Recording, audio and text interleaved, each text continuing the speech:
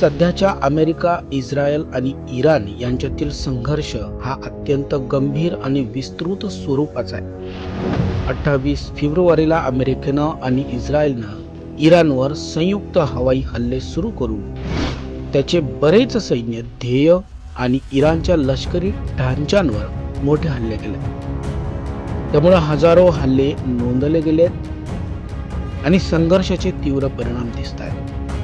Tehran सह इराणमधील अनेक शहरांमध्ये मोठे नुकसान आणि नागरिक मृत्यू नोंदले गेले. अमेरिका आणि इस्रायलनं संयुक्तपणे इराणच्या युद्धनौका, लष्करी तळ आणि इतर महत्त्वाच्या ठिकाणांवर हल्ले वाढवले आहेत आणि या परिस्थितीत युद्ध आणखी विस्तारत असल्याचं दिसतंय. इराणनं प्रत्युत्तरात विविध ठिकाणी मिसाईल व ड्रोन हल्ले केलेत आणि संघर्ष फक्त या 3 देशांपुरता मर्यादित न राहता लेबनॉन, इराक आणि गल्फ प्रदेशात देखील वाढतोय.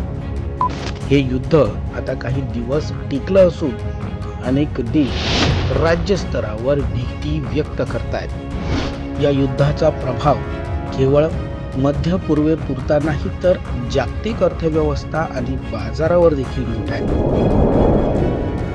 पर्शियन गल्फमधील होर्मुझ समुद्रधुनी ही जागतिक तेल वाहतुकीची एक महत्त्वाची मार्गिका आहे आणि युद्धामुळं येथे अस्थिरता निर्माण झाल्यानं तेल आणि ऊर्जा दरात मोठी वाढ झाली आहे. त्यामुळे अनेक देशांची महागाई, ऊर्जा सुरक्षा आणि आर्थिक वाढ यावर प्रतिकूल परिणाम होत आहेत. भारतासारख्या देशात जे जवळपास 80 ते 88 ऊर्जा आणि कच्चे तेल आयात करतात, या परिस्थितीमुळे तेलाचे दर वाढलेत आणि आर्थिक धोके देखील वाढलेत, ज्यामुळे घरोघरी खर्च वाढण्याची शक्यता आहे. भारताचे नागरी विमान, रस्ते, व्यापार मार्ग आणि दीर्घकालीन ऊर्जा धोरणे सुद्धा प्रभावित झालेत. या संघर्षामुळे जागतिक बाजारात गुंतवणूक आणि आर्थिक स्थिरतेवर देखील ताण निर्माण झालाय.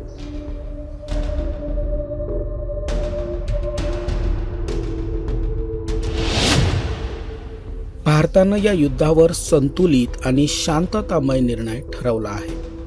भारताचे परराष्ट्र मंत्रालय आणि अधिकारी युद्धावर तात्काळ संघर्ष समाप्त करण्यासाठी संवाद, कूटनीती आणि शांततामय मार्गांचा अवलंब करण्याची मागणी करतात. कारण हा संघर्ष भारताच्या आर्थिक हितांसाठी, खास करून तेल आणि इंधनाच्या पुरवठ्यासाठी धोकादायक आहे. भारतानं स्पष्ट केलं आहे की हिंसा वाढवणं आणि संघर्ष तीव्र करणं हे कोणाला देखील फायद्याचं नाही आणि युद्ध थांबवण्यासाठी सर्व पक्षांनी वार्ता आणि राजनैतिक उपाय शोधावेत. भारताला मध्य पूर्वेत मोठी भारतीय कामगार संख्या आणि व्यापारी संबंध आहेत.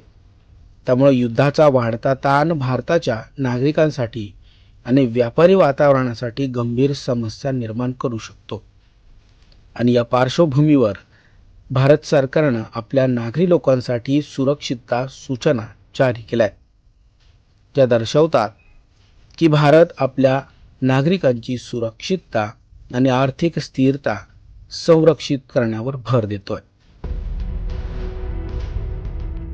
Video journalist Deepak Pagare, Nashik.